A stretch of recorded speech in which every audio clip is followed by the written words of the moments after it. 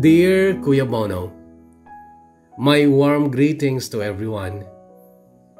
December 2013 noong magpunta ako ng Dipolog City kung saan naroon noon si Isa at ang anak namin.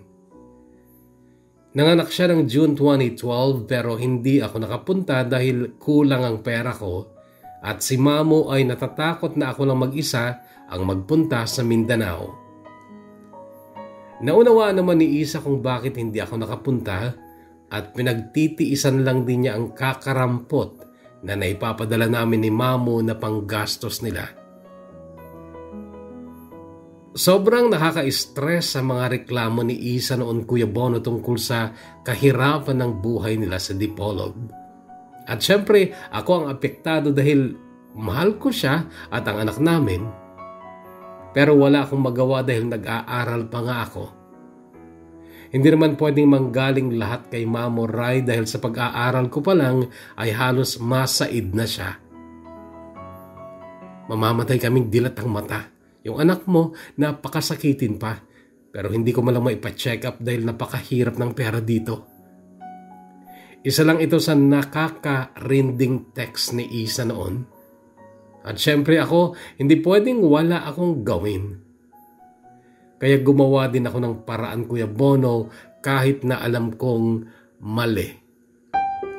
Si Papa naman kasi ay laging wala sa bahay nila ayon sa katulong na lagi ko lang napagtatanungan kasi hindi ako pwedeng magpakita sa asawa niyang bruha. Hindi kasi niya pwedeng malaman na hihingi ako ng pera kay Papa dahil tiyak na kokontra ang evil witch stepmother ko na si Tita Mirasol. Buti pa nga si Jason na kapatid ko sa ama, madalas makapag-abot sa akin ng pera na kinukuha lang niya sa baon niya. Paisa-isang daan, 200. Ang dami din niyang napaarbor na gamit sa akin. Mga branded na damit, pantalon, sapatos, bag. Napakabait ng half-brother ko na yon, kaya naman nakonsensya talaga ako nung may isang gabing tanggihan ko siya. Nagpapasama siya noon sa Makati. Dadalaw daw sa nililigawan niya kaso may mahalaga akong lakad noon. Pagkakaperahan. Booking. Aminin ko na sa inyo, Kuya Bono, na dahil sa kagipitan ay kumapit na rin ako sa patalim.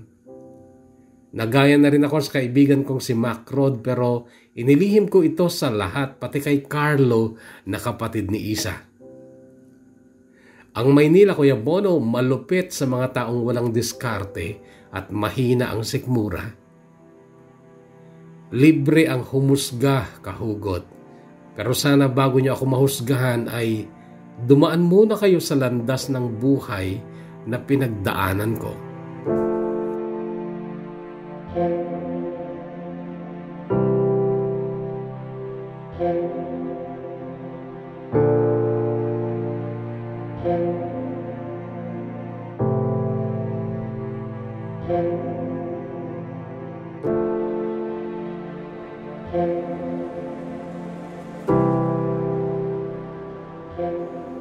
Natsyempohan ko din si Papa noong undas ng 2013. Wala kasi silang pasok. Nakahingi ako sa kanya ng pera sa pagpunta ko ng Dipolog City. Ni hindi niya magawang maniwala sa akin nung sabihin kong may anak na ako, pero tinawagan ko noon si Isa at pinag-usap ko sila. Saglit kaming nakapag-bonding ni Papa noon kasi konti lang daw ang cash sa wallet niya at kailangan naming magpunta sa ATM para mag-withdraw. Kumain din kami noon sa fast food at pinipigilan ko ang maluhan noon, Kuya Bono, kasi parang first time ko lang noon ang maramdamang may tatay ako. Binigyan ako ng pera ni Papa pero kinabukasan ay tinawagan pa niya ako at tinanong kung sino ang kasama kong babiyahe. Sinabi ko ako lang. Nasa North Harbor daw kasi siya at sabi niya ay siya na lang daw ang bibili ng ticket ko. Nung nakapila na siya ay muli siyang tumawag at tinanong kung okay lang ako kung December 22 ang alis ng barko. Ang dating ko daw ay December 24 na. Umokay na ako at kinagabihan ay nagkita ulit kami ni Papa at binigyan niya sa akin ng ticket ng to-go travel. Mag-iingat ka ha at tumawag ka lang kapag may kailangan ka. Sabi pa ni Papa noon. Parang gusto kong yumakap kay Papa noon, Kuya Bono, pero nahihiya ako. Tinapik lang tuloy niya ako sa likod ng balikat noong umalis siya. Yun yung mga panahon, Kuya Bono, na pakiramdam ko ang gaan ng mundo ko. At dahil sa pinaramdam na suporta ni Papa ay nabawasan yung mga takot, pag-aalingan-langan at bigat ng mundo ko.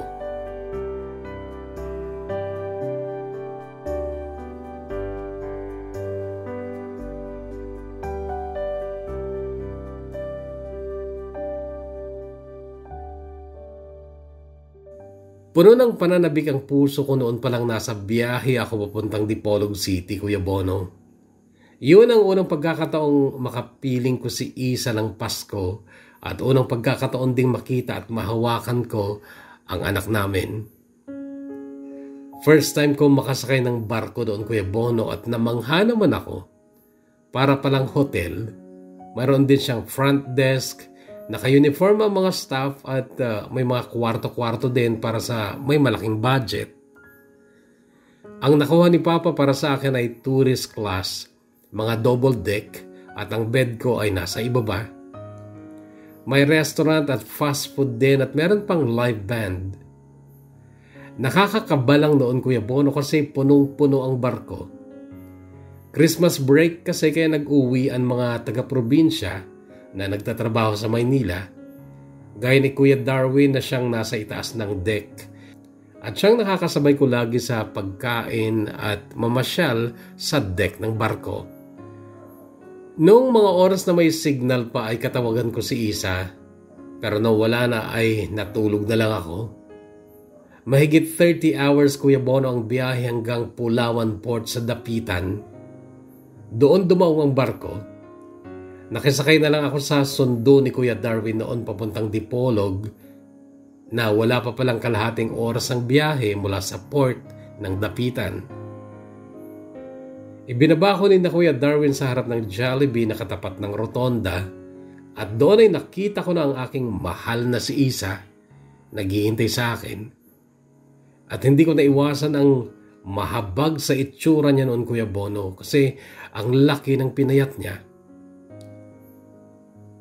Saglit ko siyang nayakap noon pero marami kasing tao at nahihiyatang mag-PDA kami doon kaya marahan niya akong tinulak. Sumakay kami ng tricycle at makaraan ng mahigit kalating oras ay narating namin ang bahay nila ng mama niya. At natigilan pa ako, Kuya Bono, at muling nakadama ng awa para kay Isa dahil animo barong-barong lang ang tirahan nila. Tagpi-tagping plywood at yero ang dingding. Ang bintana ay ditungkod at ang pinto ay plywood lang din na natutuklap pa.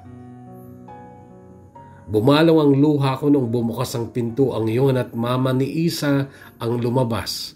Karga-karga nito si Uno, yung anak namin ni Isa. Hindi ko maipaliwanag kung bakit ako lumuha sa unang pagkakataong makita ko ang anak namin ni Isa.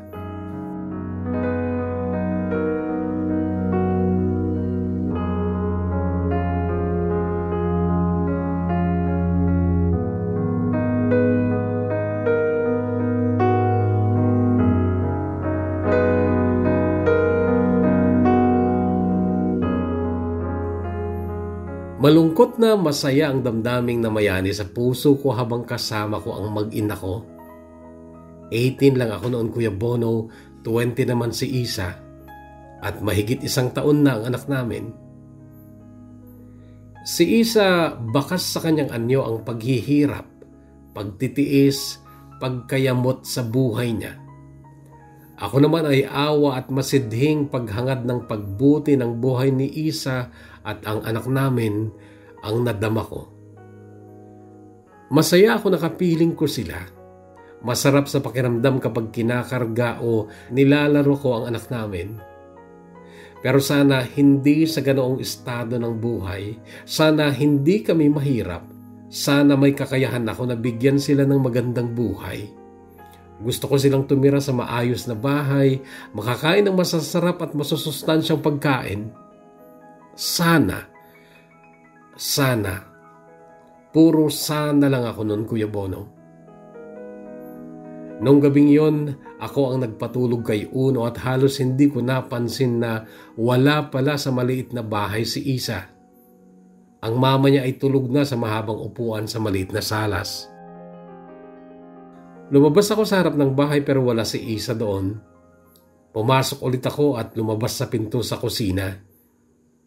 Nakita ko siyang nakaupo at nakatingin sa malayo. Nilapitan ko siya. Hinimas ko ang balikat niya nung nasa likod niya na ako. Hinayaan naman niya ako nung una pero makaraan ng ilang segundo ay inalis niya ang mga kamay ko sa balikat niya. Samahan na ako sa ganitong buhay, Runo. Gusto kong pumunta sa Zamboanga City. Lumipat ako sa harap niya. Anong gagawin mo doon? Paano si Uno? Isama mo siya pag uwi mo sa Maynila.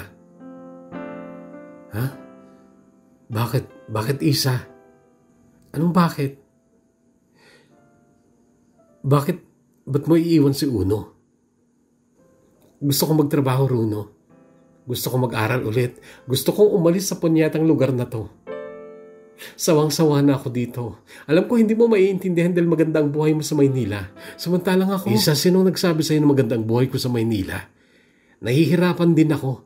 Nag-aaral pa lang ako at sana unawain mo naman na wala pa talaga akong kakayahang bigyan kayo ng magandang buhay. Isa, please, wag mong iwanan ang anak natin. Isama mo nga pagbalik mo ng Maynila. Ano? Kunin mo si Uno, iuwi mo sa Maynila. Natigilan ako sa narinig kong yun kay Isa, Kuya Bono, at hindi ako nakapagsalita. Naguluhan na ang isip ko, bakit niya sinasabi yun? Bakit gusto niyang ilayo si Uno sa kanya? Muli ako napaluha. May galit na sa puso ko para kay Isa, kagaya ng galit ko sa aking ina na nang iwan at nagpabaya din sa akin. Gusto kong saktan si Isa noon pero nagpigil ako. At yung pagpipigil na yun, Kuya Bono, ng galit ko ang naging sanhi kung bakit napaluha na lang ako.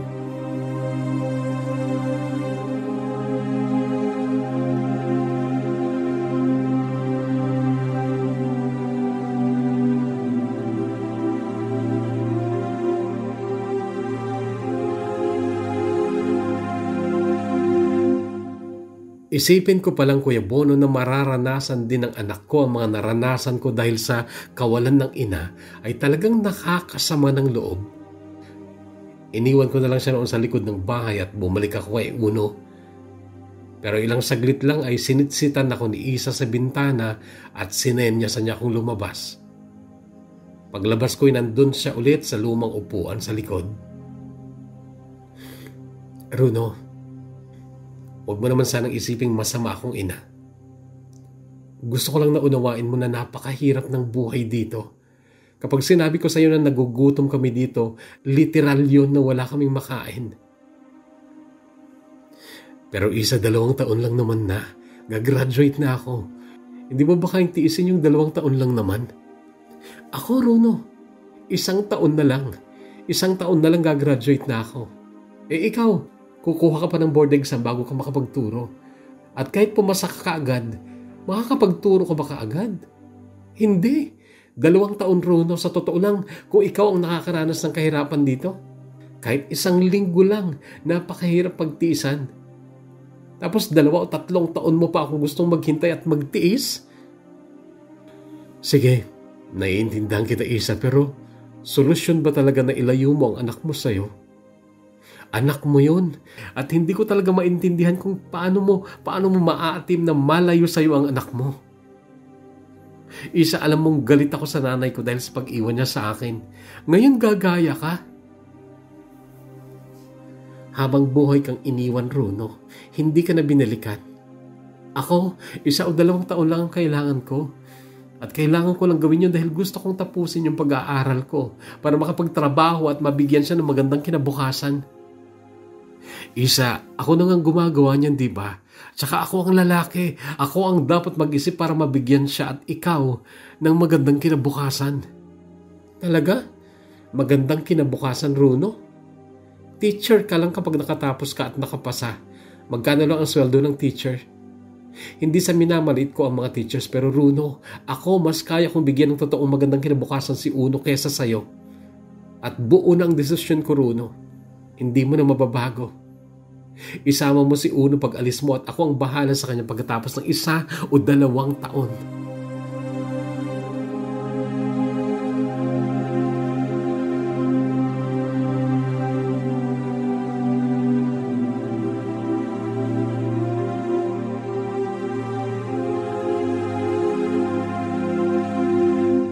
Inunawa ko na lang si Isa, Kuya Bono, at sinikap kong huwag na naming pag-usapan ulit ang tungkol doon, lalo na't Pasko. Namili naman kami ng konting panghanda at sinikap naming maging masaya.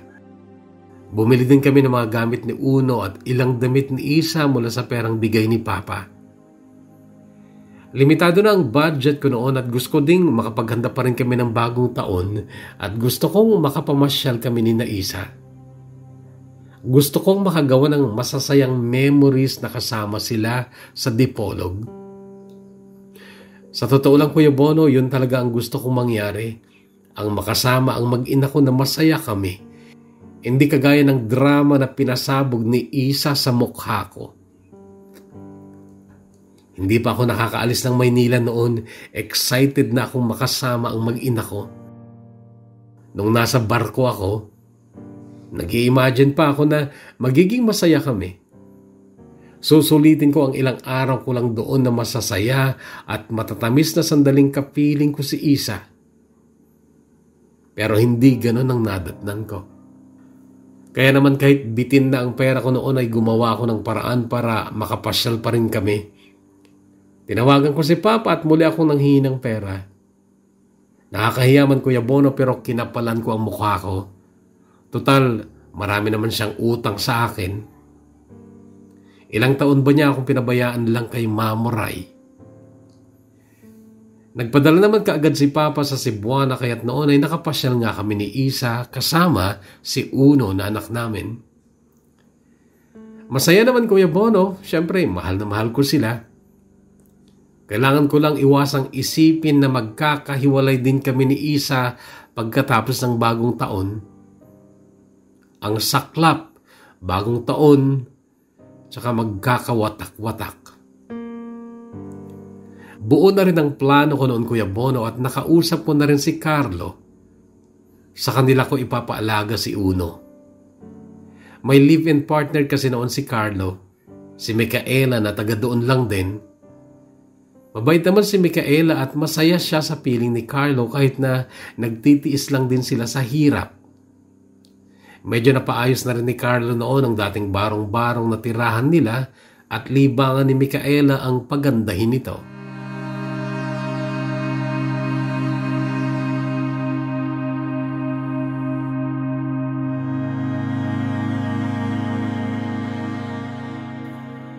Grabe din ang iyak ni Isa nung ihatid niya kami ni Uno sa Dapitan Port. Masakit din sa kanya na mawalay ang anak niya sa kanya. Base sa pag-iyak niya habang yakap-yakap niya ang anak namin. Sorry, Runo. Umiiyak niyang sabi sa akin. Hindi ako nakasagot kasi ang totoo, nauunawaan ko naman yung intention niya, yung mag-aral ulit siya. Pero ang hindi ko maintindihan ay yung Kasi kaya niyang mawalay ang anak niyang 2 taong gulang pa lang. Ayon kay Mamuray, 3 months old lang daw ako nung iwanan ako ng ina ko sa kanya. Kaya naisip ko, mas matigas ang puso niya kaysa kay Isa. Gayunpaman, pareho lang sila. Yung ina ko at si Isa, pareho silang pusong bato. Tapos ang sabi lang sa akin ni Isa, "Sorry, Runo." Sorry para saan? Tanong ng isip ko noon, Kuya Bono, pero hindi ko na naisatinig pa. Niyakap ko na lang siya ng mahigpit habang pinipigilan ko ang luha ko sa pag-agos. Pero nung paakyat na ako ng barko, karga-karga ko si Uno, noon na nagunahang mahulog ang mga luha ko. Ramdam ko kasi noon, Kuya Bono, na hindi ko na ulit makikita si Isa. Kakalimutan niya na ako, pati ang anak namin.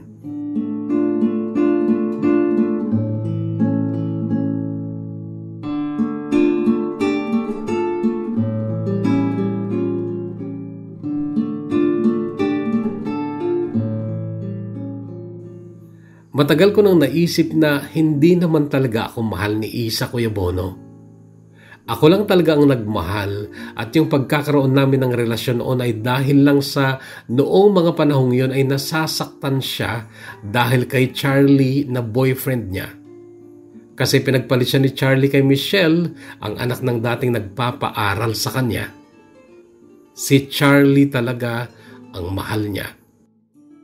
Ibinigay niya sa akin ang katawan niya kasi akala niya sa paraang yun ay makakaganti siya kay Charlie. Kaya lang, 15 lang ako noon, Kuya Bono, at baliw na baliw ako kay Isa. Kaya kahit alam kong hindi talaga akin ang puso niya ay in-enjoy ko pa rin yung pakiramdam na kami na. At ako pa ang nakauna sa kanya. Akala ko nga akin na talaga siya noon. Halos mag-live-in na kami sa dating barong-barong ng kapatid niyang si Carlo. Pero isang araw ay umalis siya na ang bilin kay Carlo ay huwag ko na daw siyang hanapin. Tapos nalaman ko na lang nagpunta na pala siya kay Charlie. Then, nalaman niyang buntis na pala siya at ako ang ama. Siguro nung time na paalis na siya pauwi ng Dipolog, pinuntahan ko sa simbahan at siguro noon ay naliwanagan ng isipan niya matapos siyang magdasal na ako na ang may karapatan sa kanya kasi dinadala niya ang anak namin. Pero noong nasa Dipolog na siya, sa text at tawag na lang kami nakakapag-usap at ramdam ko, Kuya Bono, na hindi siya masaya sa relasyon namin. Hindi siya malambing, hindi siya sweet. Hindi nga nag-I love you sa akin.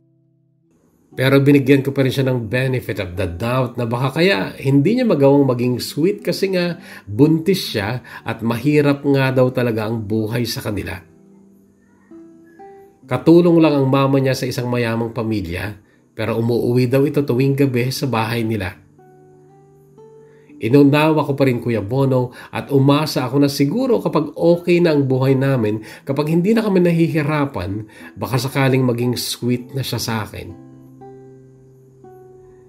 Pero yung ginawa niyang ipauwi sa akin ang anak namin, yung tapang ng desisyon na yun na ilayo niya sa sarili niya ang kanyang sariling anak, at yung sorry Runo lang niya sa akin, at yung parang pilit na lang na pakikipagtalik niya sa akin noon sa bahay nila noong nandun ako, ay mga palatandaang ayaw niya na akong maging bahagi ng buhay niya, pati ang anak namin.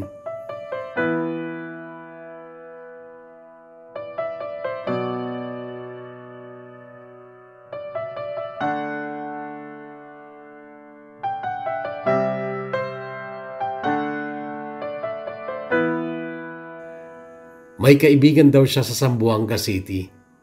Nag-aaral din daw at nagtatrabaho. Ganon din daw ang gagawin niya. Pero ang Zamboanga City, Kuya Bono, ay napakalayo sa Dipolog.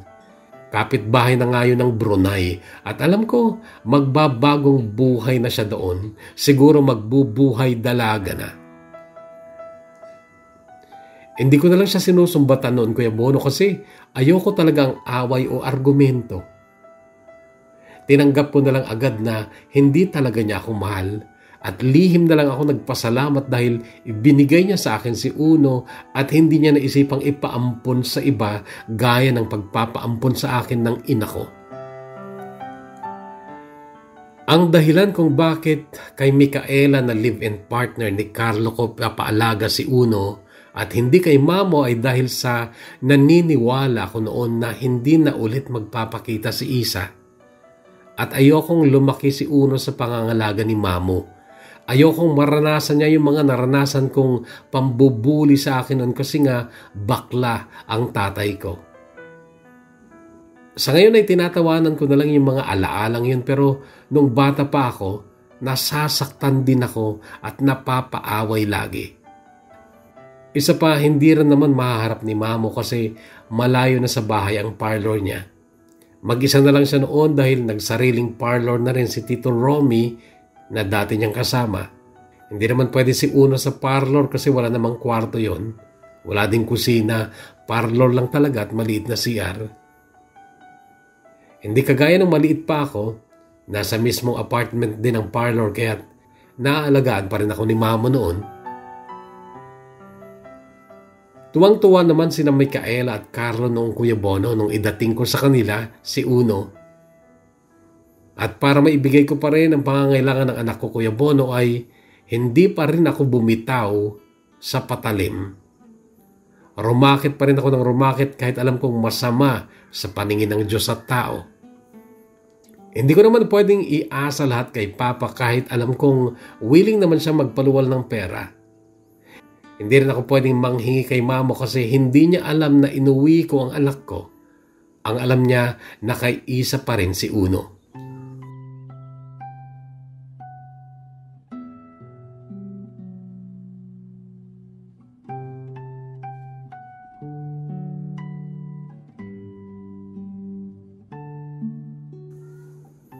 Nakakapag-text pa rin naman kami paminsan-minsan ni Isa noon Kuya Bono at lagi naman niyang tinatanong ang anak namin. May trabaho na raw siya pero nung una kong tanungin kung anong trabaho niya ay hindi niya ako sinagot. Iniligaw niya ang usapan. Kaya lang makaraan ng isang buwan ay tinawagan ko, gabi. Ring lang ng ring. Inulit-ulit kong tawagan at nung sagutin niya ay naulanigan ko ang malakas na tugtog at ingay ng mga tao. Nasa party ako mamaya na lang, sagot niya. Okay, sagot ko na lang pero tama ba yun? Party? So parang tama ako sa hula ko noon na magbubuhay dalaga na siya. May isang gabi din, hiniram ko ang cellphone ni Micaela. Sa kanila kasi ako tumatambay lagi para makasama ko lagi si Uno. Kapag wala na akong klase, diretso na ako sa kanila at gabi na ako umuwi sa bahay ni Mamo. Agad sinagot ni Isa ang tawag ko noon gamit ang cellphone ni Micaela. Ganon ulit ang background, malakas na tugtog at boses ng maraming tao. Hello siya ng hello pero hindi ako nagsalita. Narinig ko siyang nagmura gamit ang dialect nila. Pinatay ko ang cellphone pero may pagtataka sa isipan ko noon.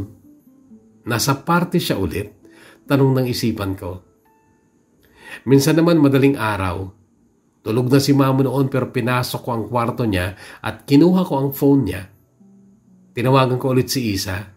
Ganon ulit ang background, maingay na musika at boses ng mga tao na parang nasa isang kwarto lang siya o kaya banyo pero mauulinigan mo pa rin yung ingay ng tugtog, yung mga tambol, yung mga drum beats. Kaso parang kulob lang kasi siguro nasa isang kwarto siya. Kinabukasan alas 7 ng umaga, tinawagan ko si Isa pero hindi niya ako sinasagot. Paulit-ulit lang ng ring. Puyat siguro.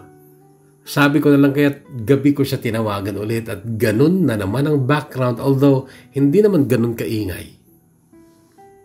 Hello Runa, magpapadala ako ng pera bukas, panggatas ni Uno. Narinig kong sabi niya. Sumweldo ka na? Tanong ko. Oo, sa Cebuana ha, para makabili ka ng gatas at diaper niya. Isa, magsabi ka nga ng totoo. Ano bang trabaho mo? Pok.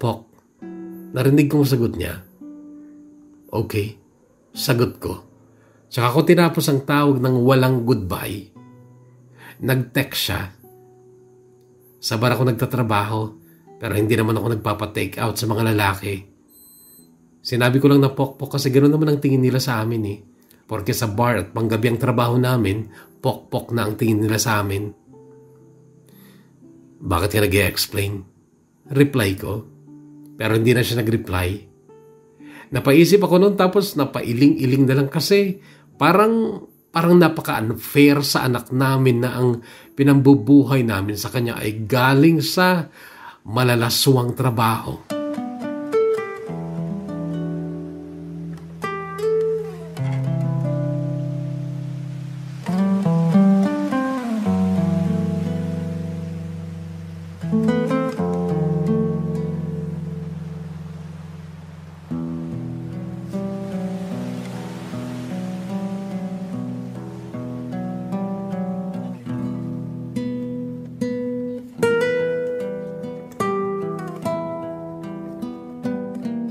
Nagawa kong masanay sa kung anong uri ng pagkatao ang kinasadlakan ko noon, Kuya Bono. Pagkataong maaaring libakin o pandirihan ng iba. Pero okay lang yun kasi totoo naman. Nawalan ako ng pride. Hindi ko kayang itaas ang tingin ko sa sarili ko dahil totoo namang mababang klase ako. Napakababa. Sino ba naman kasing callboy ang may pride pa? Nalaman na rin ni Mamo at malubha ang naging galit niya sa akin. Nagda-drugs ka ba? Ganito ang unang akusa sa akin ni Mamo dahil siguro sa napansin niyang pumayat din talaga ako at dahil siguro sa tanong na saan ko ginagamit ang perang kinikita ko sa pagiging pokpok, binibigyan niya naman ako ng allowance. Isa pang dahilan noon ay gabi o madaling araw na talaga ako nakaka-uwi kasi nandoon lagi ako kina Carlo para makasama ang anak ko at uuwi lang ako pagtulog na si Uno. Hindi ko sinagot ang mga akusasyon ni Mamo noon dahil hindi ko pwedeng sabihin sa kanya na may ginagastosan akong bata. Noong taon na yun, Kuya Bono, ay 5 beses nagkasakit si Uno. 2 beses na na-admit sa ospital. At bawat pagkakasakit ng anak ko, Kuya Bono, ay matinding torture sa damdamin ko. Takot na takot ako at mas gustuhin ko pang ako na lang sana magkasakit kesa sa kanya. Ramdam ko din na nag-aalala si Isa noon, pero yung kawalan niya ng inisyatibo para dalawin ang anak niya kahit minsan lang sa loob ng 1 taon na yon ay isang malaking tanong sa akin. Paano niya yun natitiis? Paano niya nagagawang patigasin ng sobra ang puso niya na hindi makita ang anak niya? Buwan-buwan siya nakakapagpadala ng 3,000 pesos para kay Uno. Pero sa tingin ko ay barya-barya lang ang 3,000 na yun kumpara sa mga ginagastos niya para sa sarili niya. Usong-uso na ang Facebook noon, Kuya Bono, at friend ko siya kaya naman nakikita ko ang animo isang artista o fashion model ng mga post niyang litrato niya. Suot ang iba't ibang magagandang damit, sapatos, alahas. Ang takbo ng isip ko noon ay siguro paraan niya yon para makakuha ng customers. Nakakasama ng loob yun, Kuya Bono, pero sino ba ako para pakialaman siya? Pareho lang naman kami ng uri ng pinagkakakitaan. Ang pagkakaiba lang namin ay hindi na ako nakakaayos ng sarili ko, hindi na ako nakakaporma. Kay Uno na lang nakasentro ang buhay ko noon, Kuya Bono. Wala na akong pakialam kung mababa ang tingin sa akin ng mundo. Basta't ang mahalaga para sa akin noon ay hindi ko mapapabayaan ang anak ko.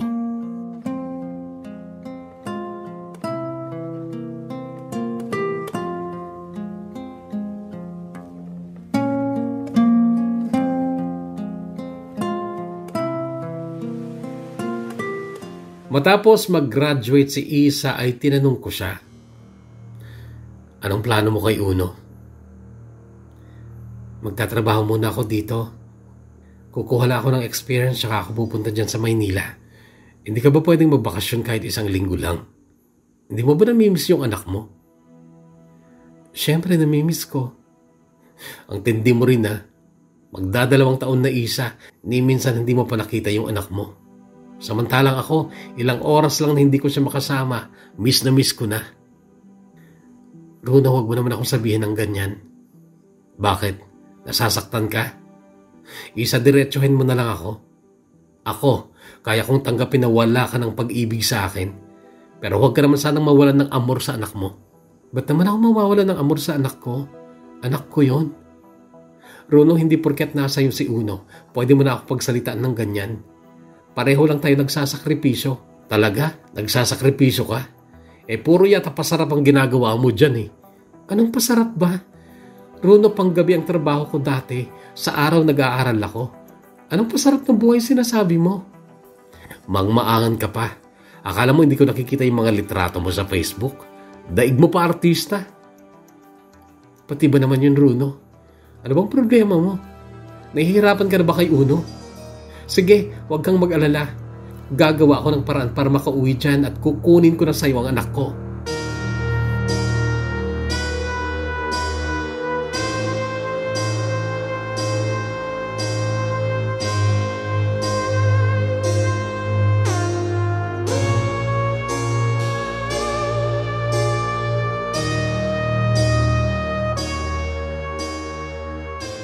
Ikinatakot ko ang sinabi niyo ni Isa, Kuya Bono. Hindi pwede yun. Kunin niya na lahat, huwag lang si Uno. Iwanan man niya ako, ibasura man niya ako, tatanggapin ko. Pero ang mawala sa akin si Uno, hindi ako makakapayag.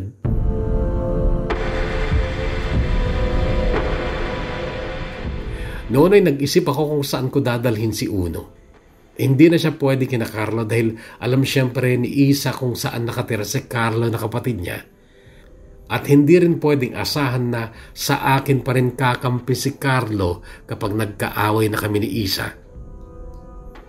Noon, Kuya Bono, ay nalito na talaga ako hanggang sa nagkita kami ni Sir Sherwin. Isa siyang professor na bakla at suki ko siya. Mabait siya at nag-iisa lang din siya sa buhay. Bakla siya pero hindi halata sa kilos at salita. Disente siya. Nung gabing yun na nagsama kami sa kanyang apartment ay sinabi ko kung pwede ko muna itira ang anak ko sa apartment niya. Tiningnan niya ako tapos tinanong niya kung bakit. Kinuwento ko naman ang sitwasyon namin ni Isa hanggang sa okay, kukuha na lang ako ng mag-aalaga sa kanya. Dalawa naman ang kwarto na itong apartment, sa kanila na lang yung isa. Thank you, sir, ha? Sagot ko. Ngumiti siya at ang sabi pa ay, di kung dito na nakatira yung anak mo, dito ka na rin titira. Hindi, sir, ha? Magtataka si Mamo. Pero araw-araw ako dito, sir. Okay, don't worry. Aalagaan naming mabuti ang anak mo.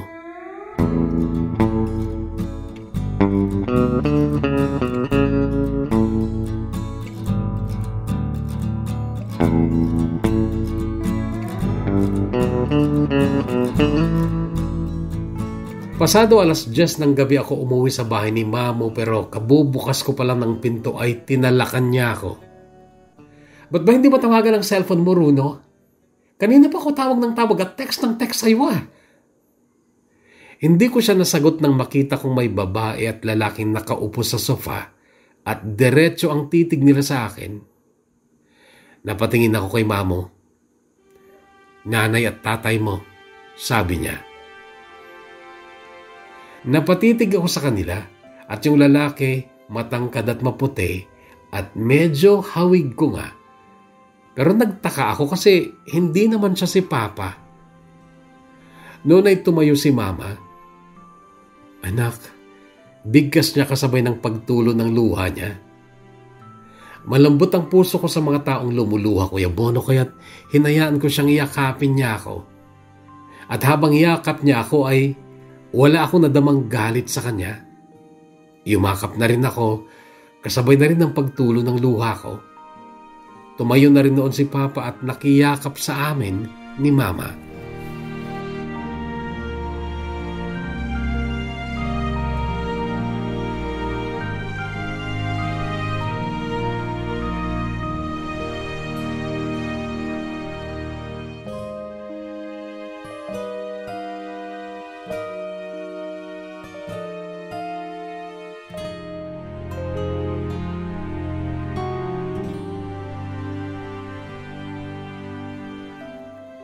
Unang tanong ko sa kanila noon, Kuya Bono, ay sino si Papa Ruben na nakilala kong papa ko na siyang tumutulong sa akin financially recently.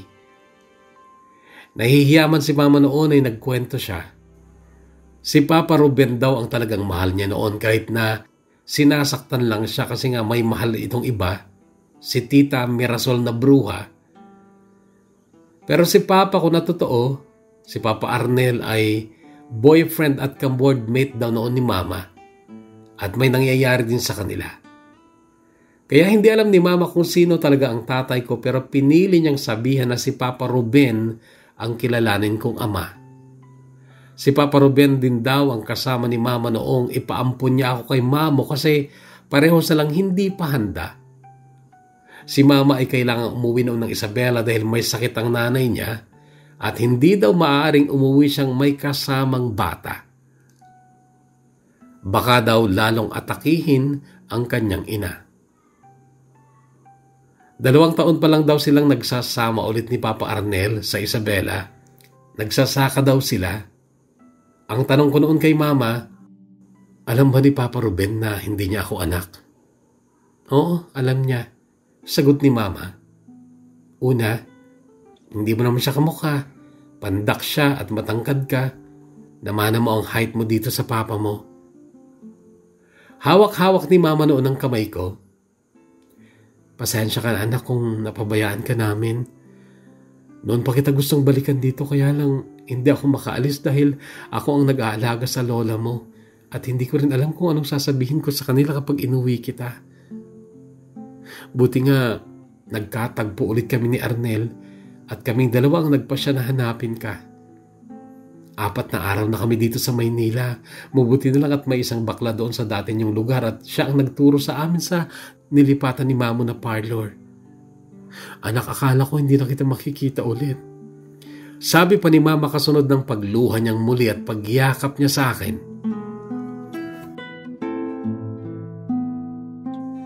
Sa kwarto ko sila natulog nung gabing yon. Ako ay nag-set ng tulugan ko sa salas pero pagkatapos nun ay kumatok ako. At noon Kuya Bono ay pinakiusapan ko silang dalawa na tulungan nila ako sa problema ko.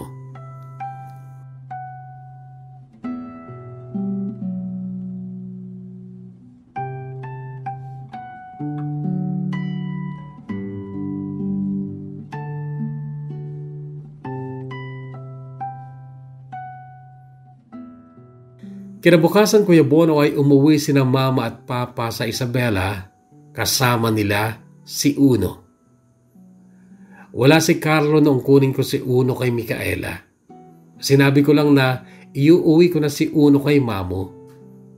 Nalungkot si Micaela pero anong magagawa ko? Gusto ko talagang i-safety si Uno mula kay Isa. Ilang araw nang hindi nagpaparamdam si Isa noon Kuya Bono pero siguro kabubuhan din yung ginawa ko. Blinak ko siya sa phone book ko pati sa Facebook. Masakit sa akin ang gawin yun pero takot talaga ako sa maaari niyang gawin ang pagkuha niya kay Uno sa akin. Alam ko din kasi na siya ang may legal na karapatang kumupkup sa bata dahil siya ang ina. Graduate na siya at kung mapapatunayan pa niya sa korte na may kakayahan na siyang bumuhay ng anak samantalang ako'y nag-aaral pa, tiyak hindi ako ang papaboran ng husgado. Kaya wala talaga akong laban kay Isa. Worst case scenario lang yon. Magdemanda siya sa akin, yun ang huling hakbang para makuha niya sa akin si Uno. Yun ang huling hakbang niya para makuha niya sa akin si Uno. Pwede rin niya akong kasuhan ng kidnapping, bahala na. Basta hindi ko ibibigay si Uno sa kanya ng basta-basta.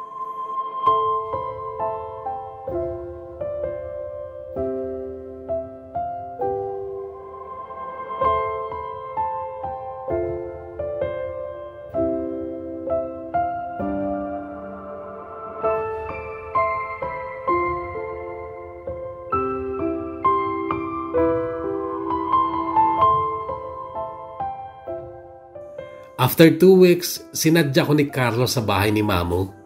May galit sa mukha ni Carlo noon. Saan mo dinala si Uno? Ba't blinak mo si ate? Bayaw, ano bang ginagawa mo? Hindi ko siya sinagot. Bayaw, pamangkin ko din yon. May karapatan akong magmalasakit sa kanya. Bakit? Ano ba sa kaalam mo ginawa ko kay Uno? Wala. Kaya ako tinatanong. Bayaw, bakit parang wala ka ng tiwala sa akin? Madiing tanong ni Carlo. Best friend na tayo mula pa nung uhugin pa lang tayo. Bakit ngayon nagkakaganyan ka?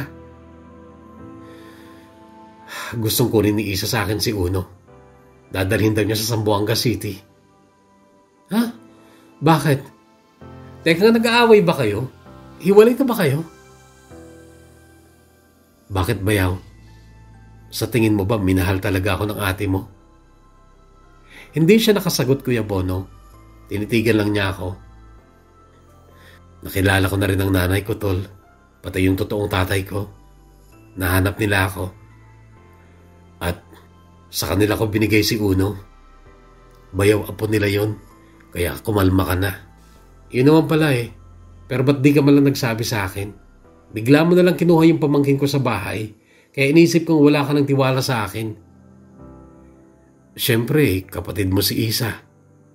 Kahit kapatid ko yun, Bayaw, hindi ko siya basta kakampihan. Doon ako sa tama. At sa tingin ko, tama naman yung ginawa mo. At mali pa rin si ate sa desisyon niyang malayo sa kanya si Uno. Pasensya ka na, Tol. Sabi ko. Tol, kanina ka pa tol ng tol ha. Ayaw mo na rin ba ako maging bayaw? Hindi pa naman kami kasal ng ate mo. At hindi ko alam kung ako pa rin ang gusto niyang pakasalan. Kaya, technically, hindi pa talaga tayo magbayaw. Tol, ang labo niyong dalawa. Pero bahala kayo dyan. Basta ako, okay na ako. Hindi na ako nag-aalala para sa pamangkin ko. Ngayon yung relasyon niyo ni ate, hindi ako makikialam dyan. Buntis na rin si Mika. Kaya may sarili na akong problema. At uuwi na ako, Bayaw. Ay tol pala. Ay kumpare pala. O kumpare na kita kasi ikaw ang pangunahing ninong sa magiging anak namin ni Mika.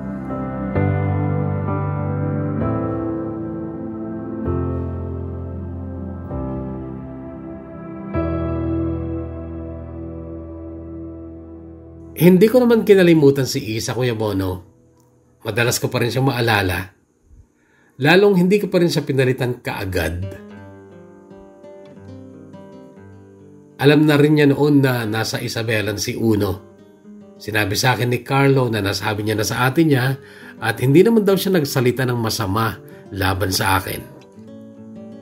Noon ako mas lalong nakumbinsi, Kuya Bono, na talagang hindi na ako gusto ni Isa. Oo, nakablock siya sa phonebook at Facebook ko. Pero magkano lang ba naman ang SIM card?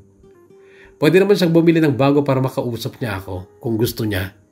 Pwede rin siyang gumawa ng bagong FB account o makichat sa mga kaibigan niya para makausap ako. Pero hindi niya ginawa. At parang wala na rin talaga siyang balak na kausapin pa ako. At ako, nagkakaroon na rin ulit ako ng kumpiyansa sa sarili ko noon kasi teacher na ako. Kahit na OJT pa lang noon ay ramdam ko na base sa pagtrato sa akin ng mga estudyante ko na oo, dapat mataas din ang tingin ko sa sarili ko. Total, hindi naman nila alam na nag-callboy lang ako para makapag-aral at matustusan ang pangangailangan ng anak ko. Alam din ni Isa na nag-callboy ako at marahil isang dahilan yun kung bakit ayaw niya na sa akin kahit na naging ganun din naman siya. Pero si Lorelai, wala siyang alam tungkol sa nakaraan ko. Noong 4th year na ako, Kuya Bono, lalo na noong 2nd semester na at practice teacher na nga ako, ay nakilala ko si Lorelai. Practice teacher din siya pero hindi ko siya schoolmate. Simple lang siya, Kuya Bono, pero napakabait. Paborito nga siya ng mga estudyante niya at napakalambing niya sa akin. Lagi kami magkasabay kumain ng lunch sa kantin at yung simpleng pagpunas niya ng tissue sa labi ko kapag may something sa bibig ko ay ikinakikilig ko. Hanggang sa bago matapos ang practice teaching namin, isang buwan bago ang graduation ay nagtapat na ako sa kanya.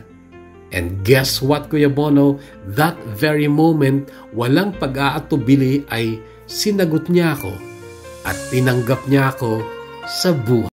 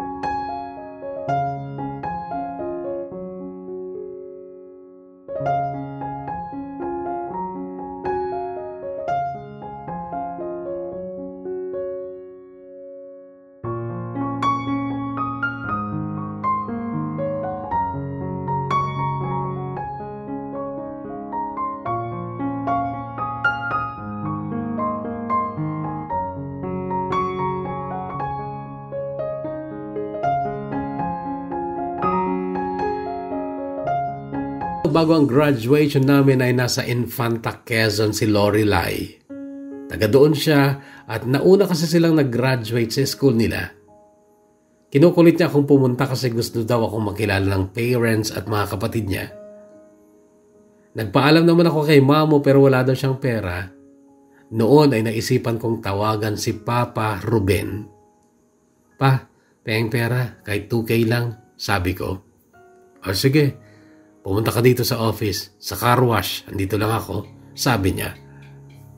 Agad naman akong pumunta at pagdating ko'y dati nang nakalapag sa mesa niya ang 5 tig-1,000. Ayan o, kunin mo na, sabi niya. Kinuha ko naman tsaka ako nilagay sa wallet ko. Papa, thank you ha. Kasama na dyan yung pangregalo ko sa graduation mo ha. Pasensya ka na at mahinang kitaan ngayon. May sakit pa ang tita Mirasol mo at si Jason nag-OJT sa Singapore. Napakagastos talaga ngayon, sabi niya. Noon ay tumayo ako at lumapit sa kanya. At ang sabi ko, Pa, pwede mong payakap. Noon ay napangiti siya at tumayo naman at niyakap ako. Pagkatapos ay tumingin ako sa mukha niya. Pasensya ka na Papa ha. Napagsamantalahan ko ang kabaitan mo. Alam mo na pala dati pa na hindi mo ako totoong anak, pero tinutulungan mo pa rin ako at hindi mo sinabi sa akin na hindi mo naman talaga ako anak. Meron din yan, sagot niya. Ha? Meron ka din nakuha sa akin kahit papano. Hindi mo lang siguro ako kamukha at kahait pero sigurado may ambag ako sa pagkatao mo kasi two-timer ang mama mo noon. Pinagsabay kami. Medyo nalito ako sa sinabing ito ni Papa Ruben. Runo, malaki ba yung sayo? Nakatamang tanong niya. Oo. Gaano haba? Mga 6. O yan. Yan ang nakuha mo sa akin dahil yung papa mong isa, kahit 5'11 yon, 4 lang yun. Sabi ng mamam noon. Kaya nga sa akin baliw na baliw eh.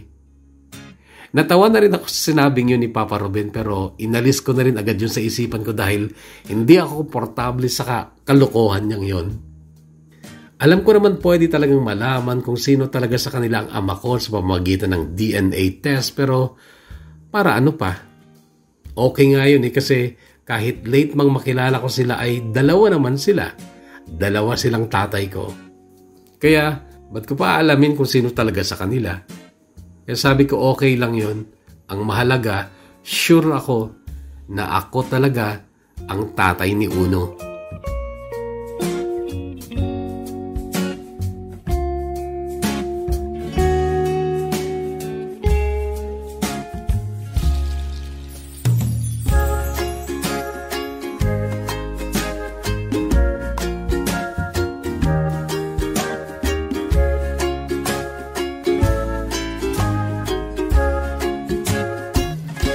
Kinabukasan Kuya Bon ay nasa mall ako.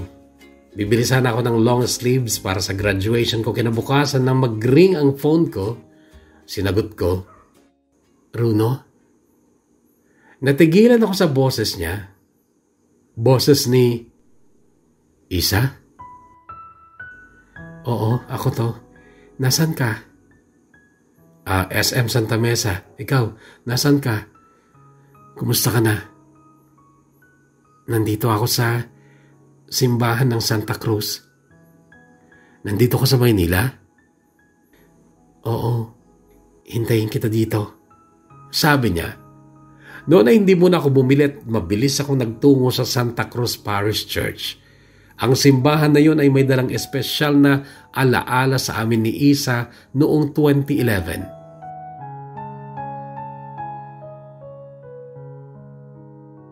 Konti lang ang tao noon at agad ko siyang nakita sa isang mahabang upuan. Tumabi ako sa kanya at namangha ako sa kasimplihan niya. Puting blouse at maong na pantalon lang ang suot niya. Wala siyang makeup. Wala ding alahas na suot. "Hindi mo ba naaalala, Runo?" "Alin?" "Noong 2011, bago ako umuwi ng Dipolog, di ba, ikinasal na tayo." "Hindi mo maalala? Di ba sabi ko sa'yo noon, hilingin mo sa Diyos na ikasal niya tayo?" "Bakit mo sinasabi yan?" "Kasi Runo, kahit walang okasyong naganap noon, walang seremonya, ikinintal ko sa isip at puso ko na ikinasal na tayo. Basbas ng Diyos naman ang mahalaga, di ba? Hindi yung seremonya o handaan." "Oo, Runo, inaamin ko naman na hindi kita ganun kamahal noon at si Charlie pa rin ang nasa puso ko. Pero nung isinilang ko ang anak natin at nakikita ko ang mukha mo sa mukha niya, noon na ako nanindigan na hindi na ako magmamahal ng iba. Hanggang sa ramdam ko na mahal na rin kita. Kaya lang napatunayan ko na mahina ang pagmamahalan kung kumakalam naman ang sikmura. At marami pang pangangailangan si Uno na hirap tayong maibigay kahit nga baby pa lang siya. At pasensya ka na kung hindi ako nagkaroon ng tiwala na kaya mong ibigay lahat ng pangangailangan namin. Kaya ako nagdesisyong mag-aral ulit. Pero Runo, hindi ako naging pokpok. Alam ng Diyos yan. Ni Isa, wala akong sinamahang lalaki. Sa bar lang ako, plain GRO lang ako. Nagdasal na ako kanina. Nagsumamo sa Diyos na sana mabuo ulit tayo. Ako, ikaw, si Uno. At kung kailangan mo ng seremonya ng kasal, Runo, magpapakasal tayo. Kung gusto mo pa." "Isa, sure ka ba?" "Oo. Kasi kung ikaw ay naging plain GRO lang, ako, nakigaya ako kay Macrod, o baka naging mas malala pa ako. Hindi na ako malinis na lalaki, Isa. Alam ko na yan. At alam ko din ginawa mo lang yun para sa anak natin. Runo, pwede namang magbago. Actually ngayon, pwede kang lumuhod dyan. Magdasal ka, humingi ka ng tawad. Sabihin mong linisin ka niya. Gawin mo, Runo. At magsisimula ulit tayo. Pwede.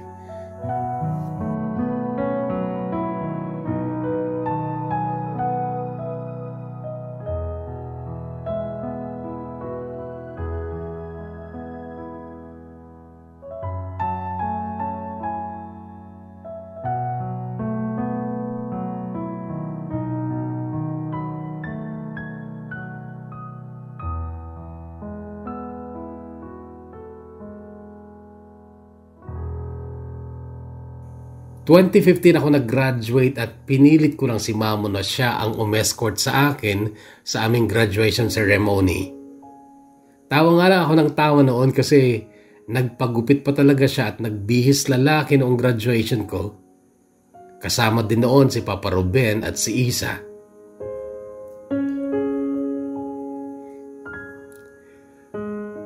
Nasaktan ko si Lorelai pero pinilit naman niya akong intindihin matapos kong ilahad sa kanya ang buong kwento ng buhay namin ni Isa. Umiyak siya, nasaktan ko siya pero wala naman akong magagawa kundi ang mag-sorry na lang talaga. Taong 2016 ay pumasa naman ako ng Let Kuya Bono, first take.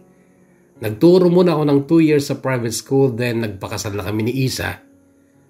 Noong dumating siya noong 2015 ay hindi na siya umalis. Nagpunta kami ng Reyna Mercedes Isabela after graduation ko at nagstay kami doon ng 2 weeks. Pero hindi muna namin isinama si Uno pabalik ng Manila kasi wala pa talagang mag-aalaga sa kanya. Wala namang anak si Mama at Papa Arnel kaya si Uno ang naging baby nila at mahal na mahal nila ito. Napasok si Isa sa Metro Bank Santa Mesa and after 2 years bago ako lumipat sa public school ay nagpakasal nga kami. After 1 year ay nabuntis ulit si Isa at nanganak noong December 2018. Lalaki pa din ang anak namin at binigyan namin ng palayaw na Dos. Noong bumalik sa bangko si Isa matapos manganak ay napilitan si Mama na mag-alaga kay Dos. Sabi niya ay pagod na rin siya sa pagpaparlor kaya't kumuha na lang siya ng parlorista na siyang tumao sa kanyang parlor. Sina Carlo at Micaela ay may 2 na ring anak na inaalagaan ni Carlo sa Dipolog dahil si Micaela ay pumasok na DH sa Middle East. Kaya may kasama na si Mama Isabela sa bahay nila sa Dipolog City. Si Macrod naman ay nakapangasawa ng Amerikana pero sa Tagaytay sila nakatira. Si Maya naman ay nasa UK at engaged na rin sa kanyang British boyfriend na saksakan ng gwapo. Bagay na bagay sila. Kami naman ni Isa going strong at siya ay determinadong matupad ang kanyang pangarap na yumaman. Ako, mayaman na ako. Mayaman na ako sa pagmamahal ng mga taong nakapalibot sa akin. Mula kay Mamo Rai, sa 2 papa ko, kay Mama Nora, mga kaibigan ko at mga estudyante ko. At masaya ako Kuya Bono, tunay na masaya. Hanggang dito na lang at maraming salamat sa muling pagbabasa ng aking kwento. Nagpapasalamat, Runo. I can't remember when you weren't there, when I didn't care for anyone but you. And I swear I've been through everything there is. Can't imagine anything we've missed. Can't imagine anything the two of us can do through the years. You've never let me down. You turned my life around. The sweetest days I found with you through the years. I've never been afraid. I loved the life we've made, and I'm so glad I stayed right here with you through the years.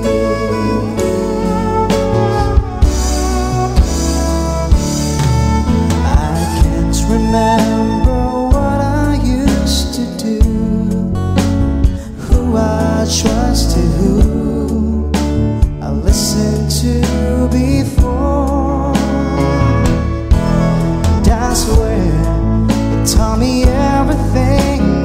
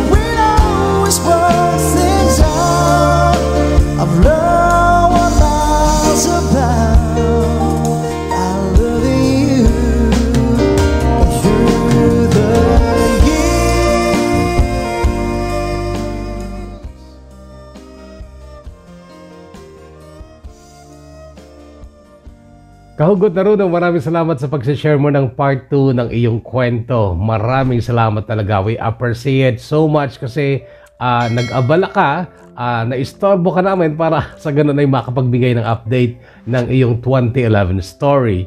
Thank you so much. At syempre, saludo at binabati kita because you are now a teacher at talagang natupad mo yung pangarap mo noon pa na maging isang guro. And I think you deserve that respect na nakukuha mo sa iyong mga estudyante at mga co-teachers. At sana mga kahugot ay maunawaan natin kung bakit wala kayong nakitang picture ni Runo. I believe naman mga kahugot na kayo ay considerate naman, and it's so logical na hindi dapat makita si Runo o ang kanyang mukha pagkatapos marinig ang kanyang kwento dahil sa kanyang nakaraan.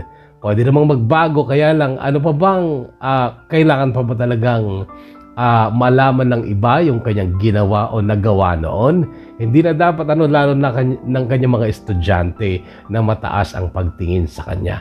Sana maunawaan nating lahat mga kahugot.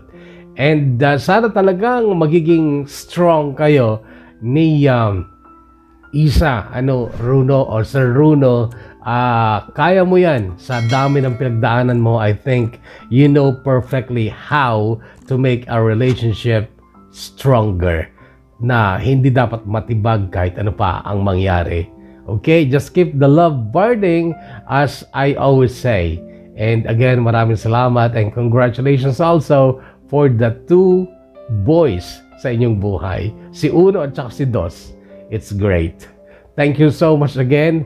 At God bless sa inyong pagsasama ni Isa at ng inyong buong pamilya.